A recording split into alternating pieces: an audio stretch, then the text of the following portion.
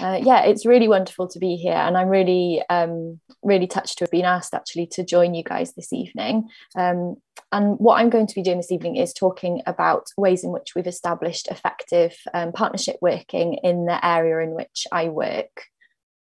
So just to give a bit of background then, I'm going to be sharing how we've established collaborative working relationships to provide multidisciplinary support and care for women and birthing people choosing to birth outside of guidelines. And this is actually a Practicing Midwife article that I published back last year, along with one of our consultant obstetricians and also a student midwife that was on placement with us at the time. So I feel like that in itself really reflects how collaboratively we work, that we've published this together. So just to look then at the area in which I work, because I'm conscious that some of the listeners may not be aware about our wonderful little unit. So as a community midwife, I work out of Bronglais Hospital, which is in Aberystwyth in West Wales.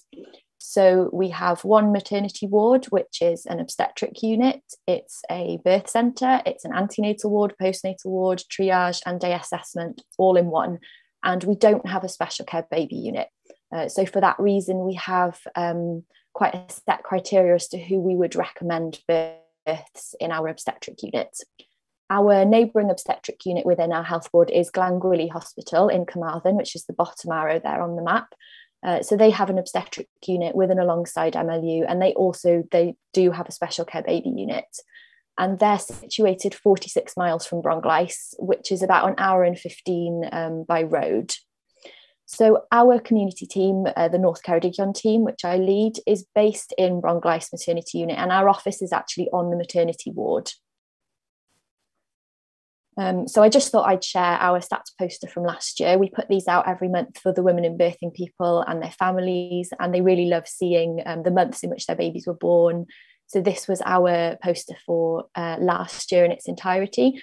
So you can see there we had 469 births altogether. So we are a very little unit, but I think we're a very fantastic unit along with that. So how have we established then our effective partnership working? So we try to work really collaboratively. We are quite a small team, so perhaps this lends itself to being able to work more collaboratively. We have 3 consultant obstetricians.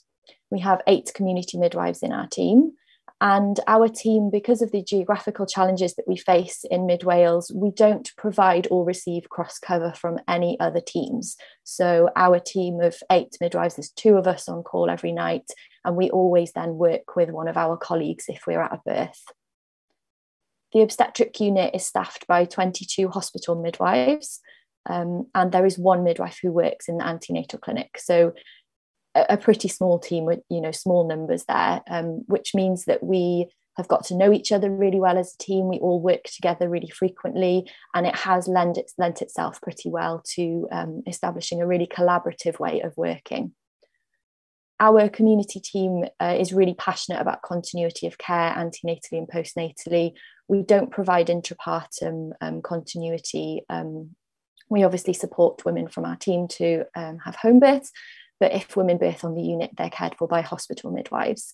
We recently had an audit of the continuity of our team, comparing against the aim of women and birthing people seeing a maximum of 2 midwives antenatally and postnatally. And our team were actually really chuffed to score 100% in that audit. So continuity is something that's really important to us. And I think it's really helped us again in the partnership working with women and birthing people and multidisciplinary team.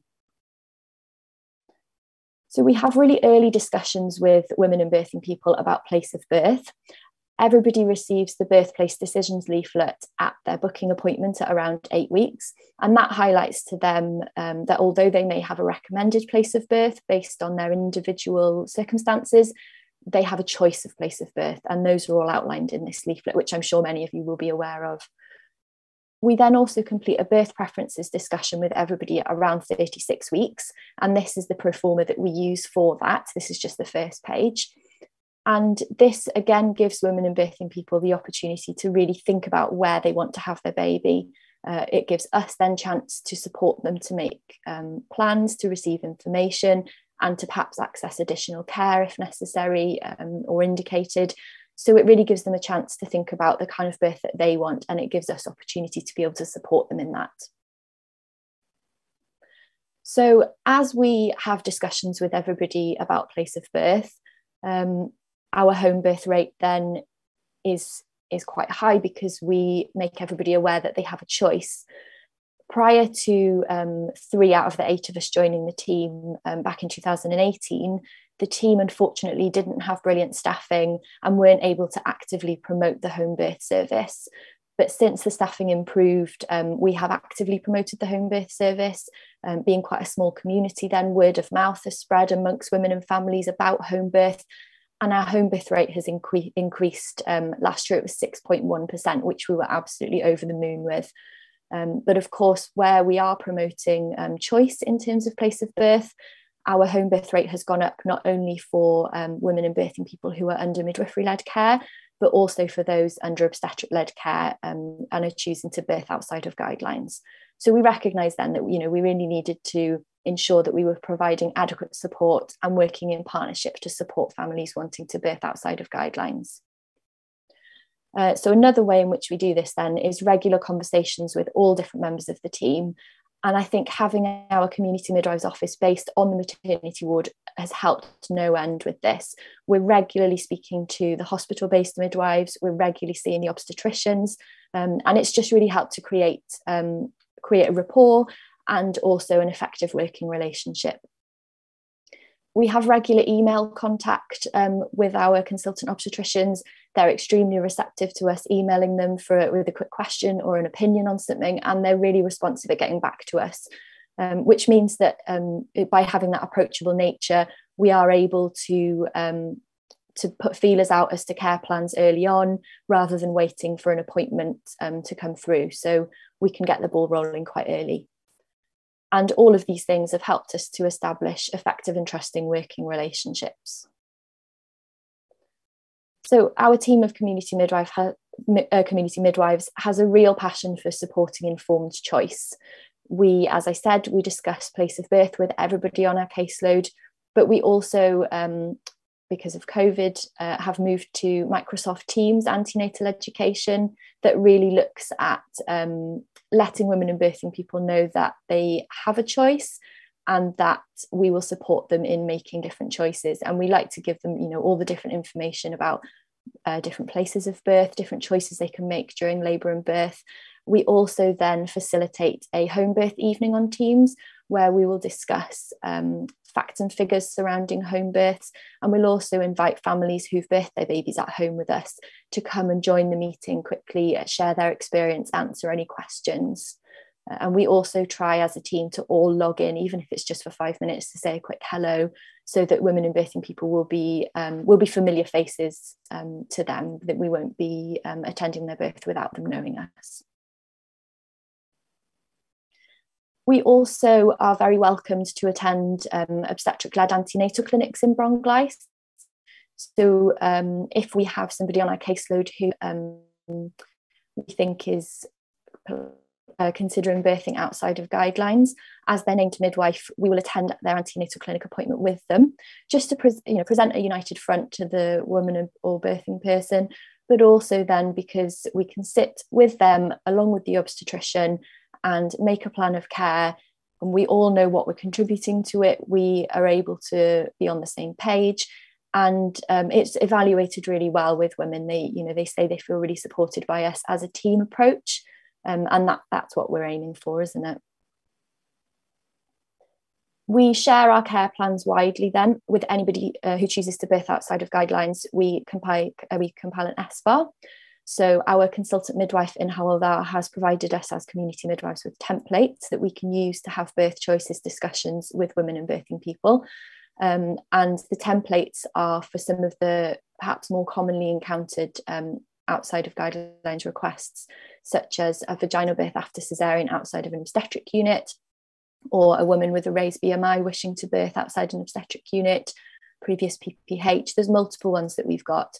And it enables us then to have the information that we need to discuss readily available, so that we can give women and birthing people the information that they need to make an informed choice. We have an SBAR folder on the maternity ward where the hospital midwives can quickly access the information that they need if those women and birthing people are coming into the unit for any reason. And we have really regular email communication in regards to any plans that we're making. So student midwives that are on placement with us then have said that they felt really fortunate to have experiences of being involved in working in this way. So these are our home birth selfies that we take for our team, and we share them on Twitter with the hashtag homebirth just happened, which we'd picked up on from another team we're using it. Student midwives in Wales wear purple, so you can see the student midwives pictured here with us at births. And the student midwives have said that they found it really valuable to be able to be involved in the care planning to such an extent, attending the obstetric clinics as well, and then following through the care, doing the birth plans, and then if they were really lucky, attending the births as well. Another thing that we found really beneficial is to feed back on outcomes. So if a consultant obstetrician has supported us to plan a home birth or an MLU birth outside of guidelines, we'll let that obstetrician know how the birth went, what the outcome was, and how the woman felt about the experience. This picture on the right here is of the coffee pot, the cafetiere that we've got on the maternity ward, because lots of these conversations take place over coffee in the coffee room that we all share on the maternity ward. And I feel really lucky that we are able to all share that space and benefit from these informal conversations that take place. We're also really proactive in our area with regards to learning opportunities. We regularly reflect as a team about care plans, about births that we've attended, and we're not afraid to approach each other and say, what do you think about this? Would you involve this person for this plan? So we are really proactive and reflective as a team in terms of learning opportunities. We've developed a book lending library for colleagues, where we've brought in books that we found beneficial to our learning, and we've got those then that we can lend to colleagues. We've also got a very small collection of books that we were fortunate to have donated by a family who birthed with us, that we can actually lend out to women and families to read. Books such as those by Sarah Wickham about inducing labour in your own time. We've got a lot from her series, and we've also got some of the Your Birth books by Emma Mills and Louise Taylor with positive stories. So we lend those out to families, and they really appreciate that. They feel that we're really investing then in their choices and supporting them to make informed decisions. We also, as a team, then are really proactive about attending additional training and courses. I'm a learning rep for the RCM for our area, and the Bronglice team are really proactive in attending the training that's put on by the RCM and from external sources as well. So I just thought I'd share some feedback then from women and birthing people who our team have supported to make care plans outside of guidelines. So women felt that we were letting them give birth to their own babies. They felt safe and strong. One woman says that the obstetrician said to her at 36 weeks, "Well, we hope not to see you again." And she felt free to trust her body, which was everything she'd hoped for. These pictures on the right then I've shared with the family's very kind permission. So the Instagram post that's been screenshot here was the first home birth that this family had with us after having a previous cesarean, and the woman has captioned it as the best day of her life. The rest of the feedback is there for you to read, but it was just really lovely. And then the two pictures on the right are from her second home birth that she had with us just last year, and she's given some really kind, amazing feedback about how well supported she felt by the midwives and obstetricians as a team in her choices. So just to finish off then with some reflections from other members of the team, which are outlined in the Practicing Midwife article that I mentioned. So our consultant obstetrician that contributed said that he really valued the integrated way that we work, that he finds the closely shared care model a very satisfying way of working, and that he's noticed that since we've established this more collaborative way of working, that women and birthing people feel more respected as individuals as opposed to a statistic. And then Malin, our student midwife who contributed, felt that we were a really approachable team to work with, and she felt she could really notice the good working relationships that we had.